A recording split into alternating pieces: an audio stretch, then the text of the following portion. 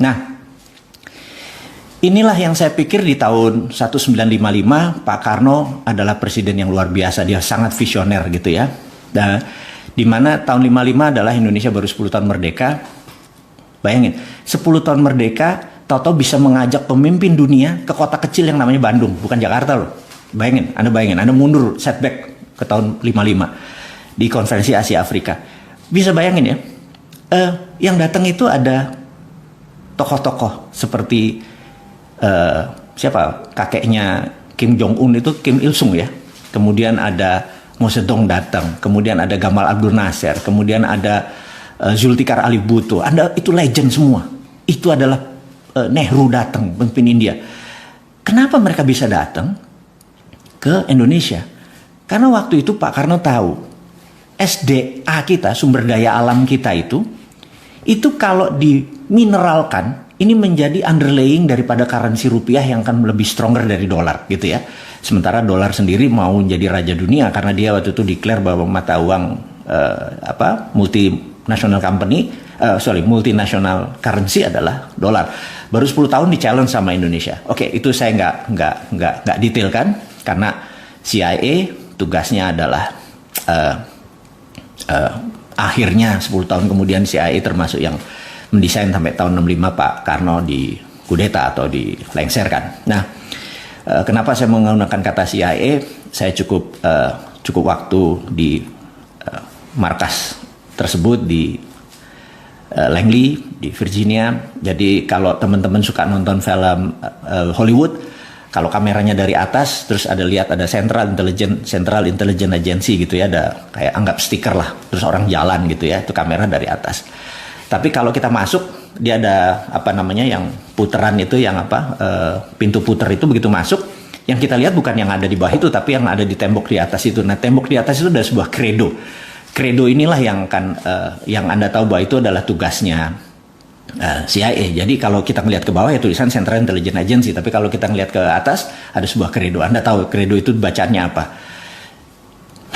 Bacaannya adalah protect dolar. Jadi tugas CIA 1 di seluruh dunia ini adalah protect dolar. Itu tulisannya, protect dolar. Jadi teman-teman semua bahwa nggak gampang Anda menjadi ingin mengalahkan negara yang dikuasai yang punya 800 pangkalan militer, dari yang mulai fisik yang besar seperti di Subic di Filipina sampai yang sekedar safe house yang ada di Indonesia juga ada kali beberapa, kemudian di seluruh negara dunia ada safe house di mana mereka pasukan yang kecil tapi elit, mereka bisa melihat ini mau kemana arahnya sebuah negara.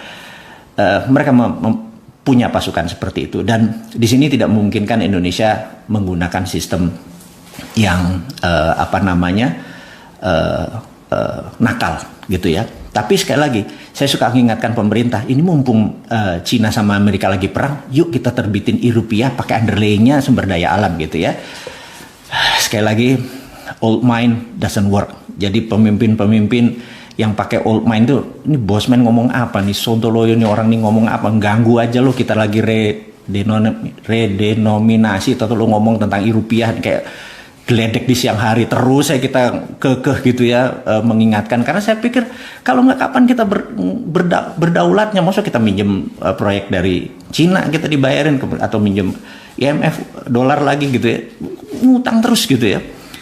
Itu kalau bansos sekarang diubah jadi banpres, bantuan presiden 31 triliun. Sementara kalau hutang negara, kalau bantuan presiden harusnya dibalik bos. Bantuan negara, hutang presiden gitu.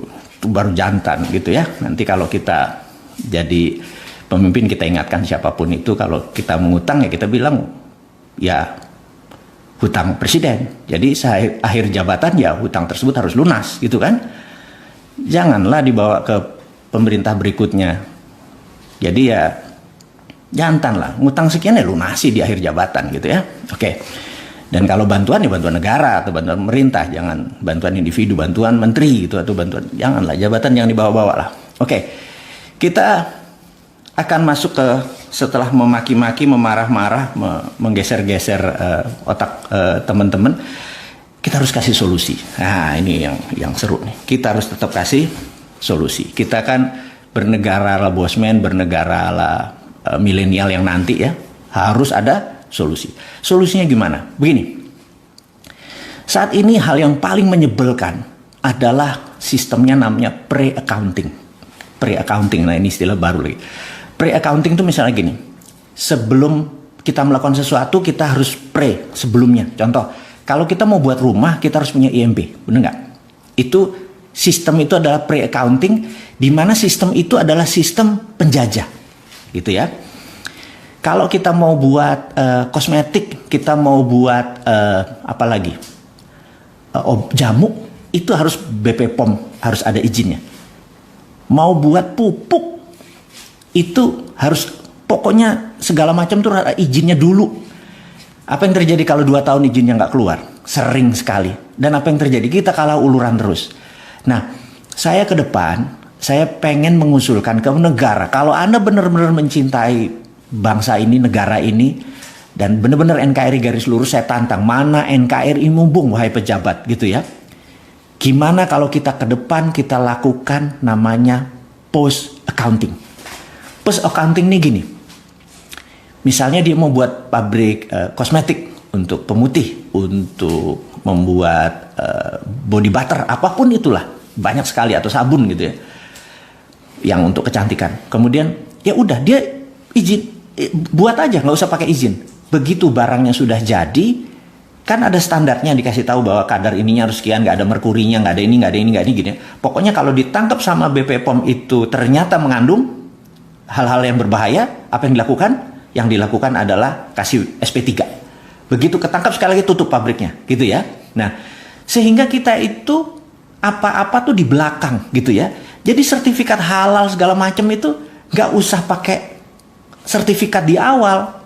Semua ini saya kadang-kadang bingung. Harusnya ada sertifikat haram yang ada, bukan sertifikat halal. Karena yang saya tahu seluruh hal di dunia ini kata Allah itu halal, kecuali yang Allah haramkan. Jadi kenapa ada sertifikat halal? Harusnya sertifikat halal, sertifikatnya sertifikat haram, sehingga nggak semua perusahaan harus buang-buang izin gitu loh. Itu kalau benar-benar mau yang namanya bukan pre-accounting tapi post-accounting. Nah, kalau Anda mau buat pabrik, mau buat pabrik mobil, pabrik motor, tenaga listrik segala macam, udahlah sikat aja, udah nggak pakai izin gitu ya. Nah, nanti setelah selesai baru dilihat. Jadi contoh kalau mau buat rumah, bikin aja rumahnya, nanti petugas datang diukur, oke, rumahnya 100 meter, kamar mandinya sekian, total 100 meter nih, tagihannya 2 juta gitu ya. Daripada kita sebelum bangun tuh rumah nyiapin 2 juta sampai 6 bulan baru kelar itu IMB-nya segala macam, kapan dagangnya gitu loh. Jadi saya tahu ini adalah produk penjajah. Penjajah itu kan tidak ingin Indonesia berdaulat waktu dulu menjajah, karena itu apa-apa pre-accounting, apa-apa dilihat dulu, ini boleh, ini enggak, ini boleh, ini enggak gitu kan.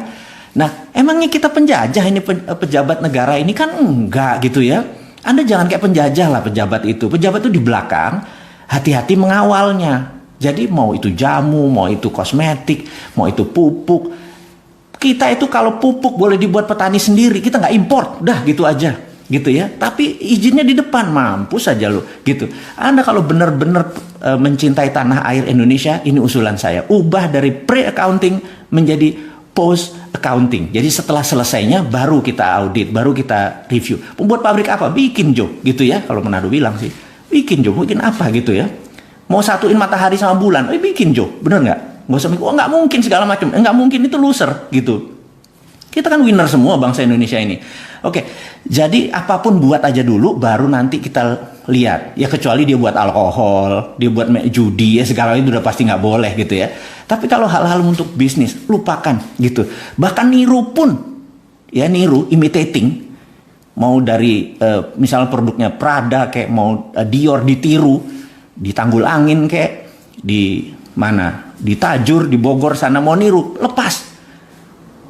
Nggak usah bilang nggak boleh gitu, karena begitu kita meniru, lama-lama kita bisa. Jadi Allah bisa karena biasa, benar nggak?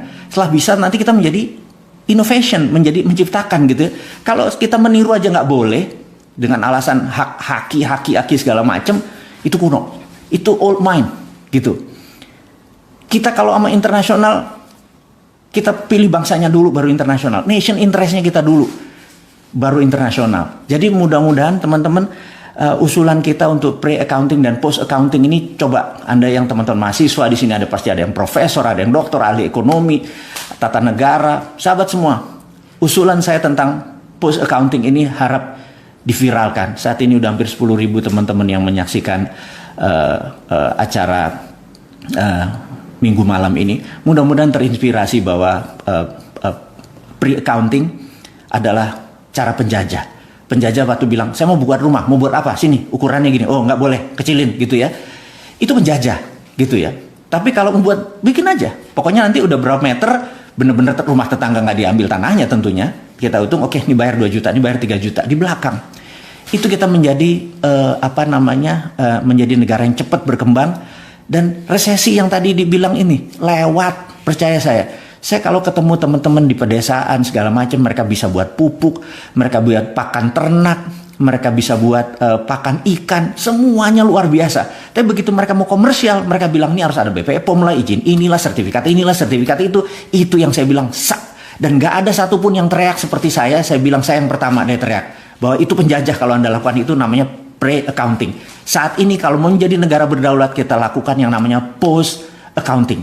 Teman-teman, mudah-mudahan Anda nggak ikut senewenan seperti saya hari ini gitu ya. Saya menganggap gampang kok menyelesaikan masalah bangsa ini adalah tidak bergantung pada negara lain atau uang negara lain.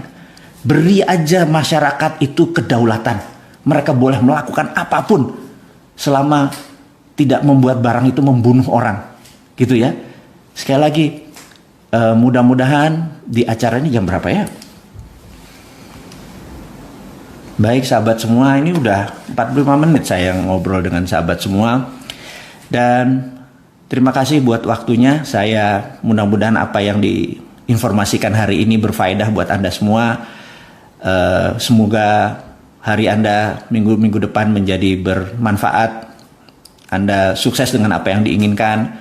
Ada cita-cita ingin menjadi tentara di angkatan laut, di angkatan udara, ingin menjadi pegawai negeri, apapun yang Anda cita-citakan, ingin berbisnis, ingin mencari modal, ingin mencari marketplace, apapun.